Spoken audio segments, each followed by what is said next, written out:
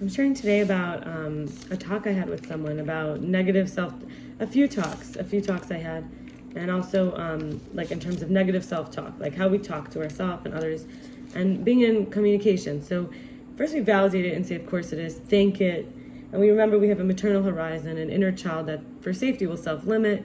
That's when we start to let it flow, be a witness and not need to react to the story, because adaptability is such a gift, even if it's scary, to be able to not want to do it or contribute it, whether it's critical, judgmental, destructive patterns.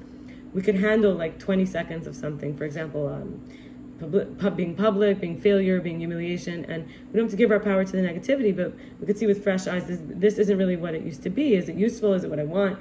And we can talk to a spiritual master, release it, God, recognize there's tectonic plates shifting deep within. When we fall down, it's less scary. We get up, we learn our limits. When we're so afraid of falling down, that's called healthy shame. And we're not God, but God helps us. We're godly, so we don't have to be God for anyone else. We can ask for help, but we're not alone, even though it feels like it sometimes. And when we recognize the voice is the opponent, like that one that tells us that that we have to be the God and how it looks on the outside in the situation, or that we can't get help because if we're God, then we don't need help, right? So, but to remember that God is helping us. There's a wholeness. The parts help each other. The source of all the parts helps all the parts, and it's a chance to reconcile more deeply with that dislodging element, the thoughts, the voice.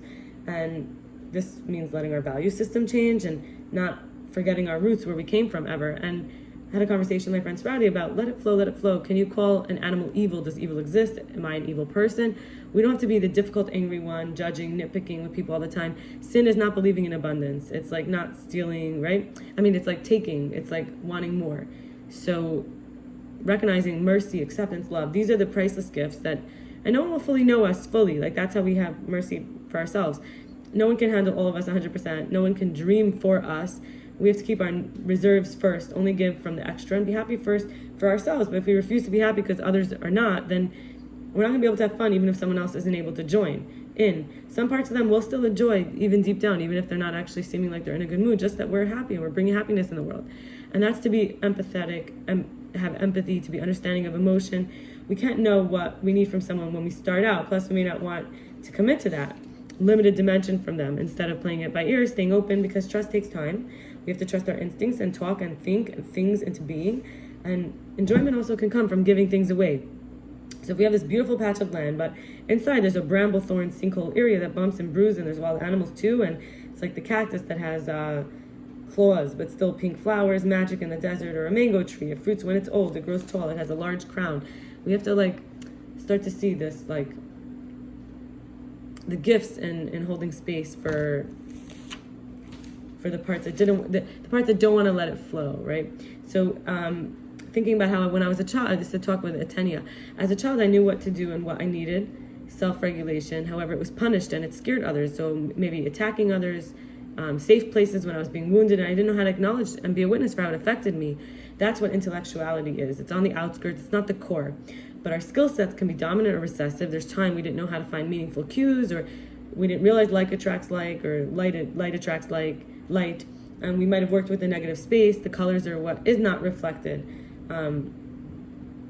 Calculus kind of works within the limits. So when we see the performance of the actors as a way to be hopeful, to see what we like, what makes us heal, what is being seen in the medicine, even if it's only on TV, we're not as intimidated of others who have, the fierce clarity of rage. Like, okay, let them be in their full power of their feelings. And actually we can have a long, slow duration over massive space. It's like the whale with its own song, versus the confusion that erupts when we try to be someone else in that moment. Our Holy of Holies is life itself. It's the elevation of food. It's the ability to transfer the habits of attachments, and recognizing that there's an inherent selfishness, which is okay, because we're getting to find those who give us peace and connection and playful openness over time. And with biomimicry, like how life copies, the patterns, the natural attunement of energy. If you have like a colloid, it's like a lot of liquid and then pieces in it, things fall into place. This is the pattern of nature, of life. And finally, I had a talk with Riet. We talked about how helping is not controlling. When our interpretation holds as much validity as anyone else, it should help us come back to ourselves. Selfishness can actually lead to generosity when there's a premise that there's an observable reality that we could all kind of come into touch with.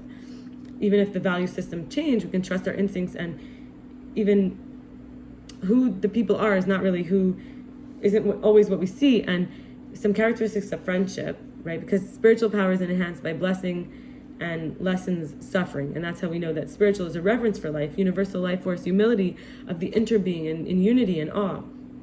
So we have to be friends with life and friends with ourselves, and not leap in because of infatuation or enchantment, which is like a thrill, but it doesn't last.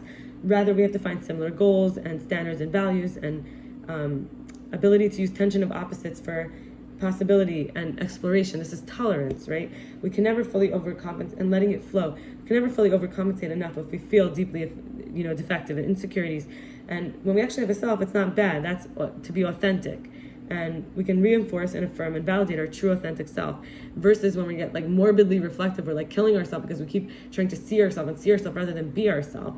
And so some characteristics of friendship are being self-aware, helpful, recognizing things take time, being captivated by the person, but in a good way, not like a hostage, but like I want to be involved in company, dedication, meeting each other, being growth-oriented, being substantive, going into the space of really the human aspect, which is open and up close and personal.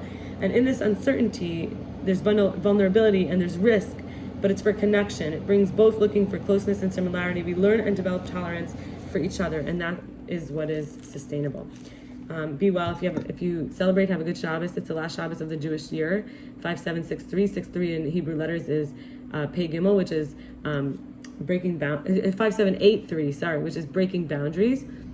Paritz Geder, and I wish you and your loved ones health, laughter, learning, and Mashiach ben Yosef, Mashiach ben David, the redemption of letting the parts go that aren't supposed to be there anymore for the sake of the whole to be in perfect unity, and that the inner prophet, the inner rabbi, rebbitzin, leader, leaderess, the inner king, queen, whatever it is, to be able to be humble, a comprehensive self with unity from a core essential place. Be well. Have a good Shabbos.